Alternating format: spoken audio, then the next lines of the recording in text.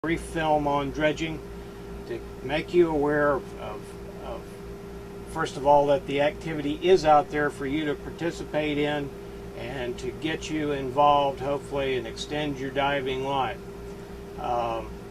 Seek out some of the other organizations, the materials they have. Go to the library and do some research, and you'll find out there's a lot of information out there. So we'll go ahead and clean up the material that we've dredged, and I'll take you in detail through that, how we take our material from the dredge, get the gold out of it quickly and relatively painlessly. Now, once we have our materials out of the dredge, they're called concentrates, and we need to have some method of separating the gold from the heavy elements that are in them, the iron ores, etc. And to do that, we have a variety of methods. Now I'm going to show you how I do it. Bear in mind I'm 3,400 miles away from my home in Florida, so I need something that's relatively quick and easy to do. I can't take a lot of the concentrates back with me, so I go ahead and process while I'm on the road. Now behind me is a spiral wheel. The spiral wheel was invented by the Egyptians. That's how they separated their gold, albeit they didn't do it with with electric motors running the wheel, etc. And I'm going to take and screen my material down. Now I've got a screen, and this gets all of our materials to roughly the same size, and that's one of the keys to running a spiral wheel. Now I'm actually using a larger screen than you normally would, but I'm also, after I run my materials through the spiral wheel, I'm going to run it through a gold bowl and separate the little smaller stuff, and you'll see how that's done in just a minute.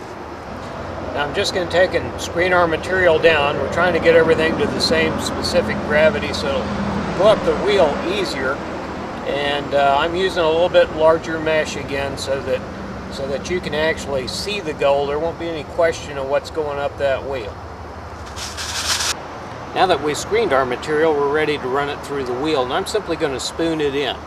The material that comes off of the wheel and drops in the bucket, I'm going to screen that further, and the material that doesn't make it through the screen, I'll pan that out with a gold pan, teach you how to gold pan.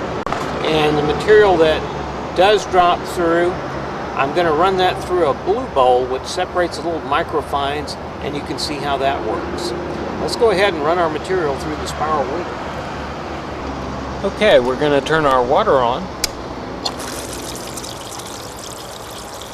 and turn the motor for our wheel on.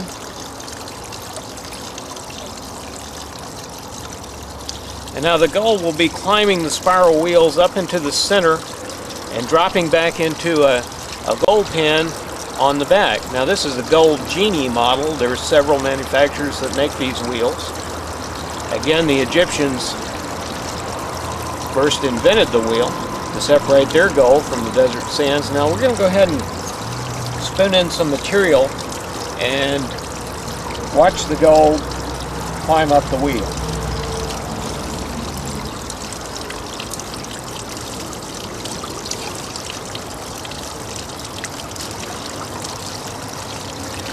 I just put in 3 spoonfuls.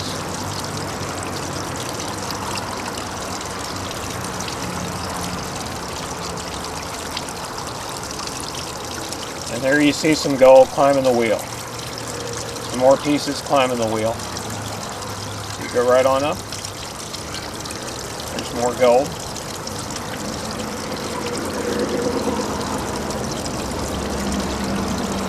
More. Now this is live as it's happening. This is our material that we dredged the other day. We'll add another spoonful here. Another one.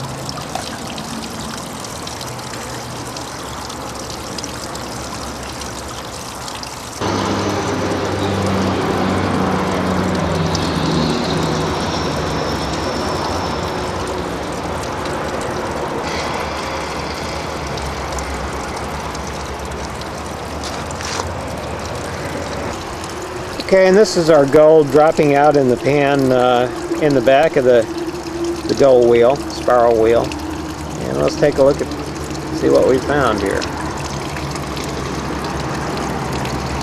That's still dropping in. This is just the initial gold coming out.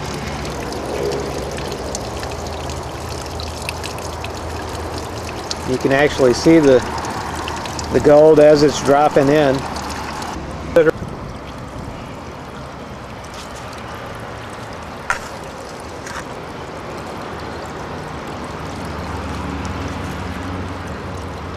Okay, we're going to take and drop a spoonful in. Notice that the blonde sands immediately began rising up to the center and going down into the center into a bucket below. And your black sand will slowly filter up as well, a little slower. And what remains are the smaller, heavier particles of gold, and we can separate extremely small particles of gold. And now we're going to pan out our lighter sand material that wouldn't go through the screen into the bucket from the spiral wheel. Now, since it's sand and gold, it should pan real easy. Now, I don't claim any expertise in panning,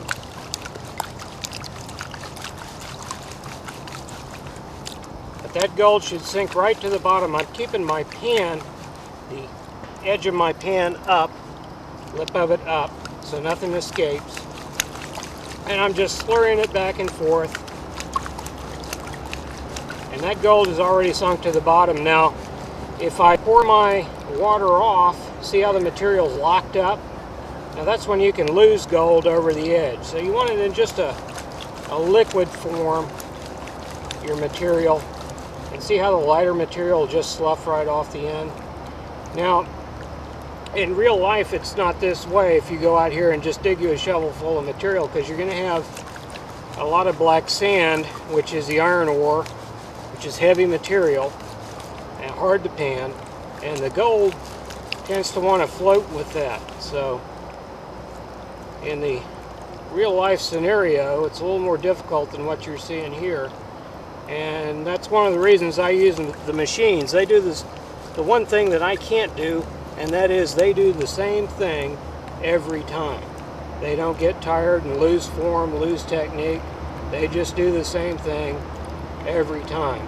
Now, I expect to find a little gold in here because, remember, I didn't classify my material down to the manufacturer of the spiral wheel's recommendation. I had larger material going through it simply so I could show you some gold going up. And there wouldn't be any question that it was gold on film. Now, already seeing some gold in the bottom of the pan showing up. And I'll just take and swirl around a little bit here.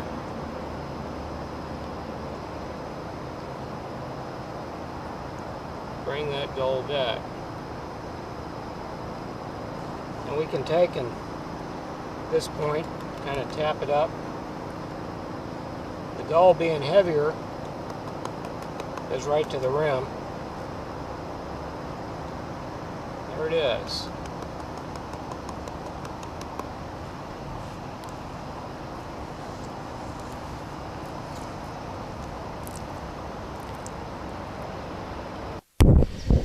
I'd like to talk to you for a moment about improving your diving skills and some additional resources that you can use to learn about gold dredging and working underwater.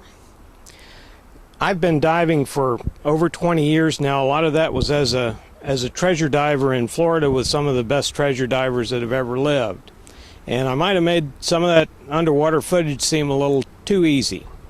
To do this, in my opinion, you should be at least an advanced open water diver, and the place you want to start there is at your local scuba shop and move up to where you're completely comfortable working underwater.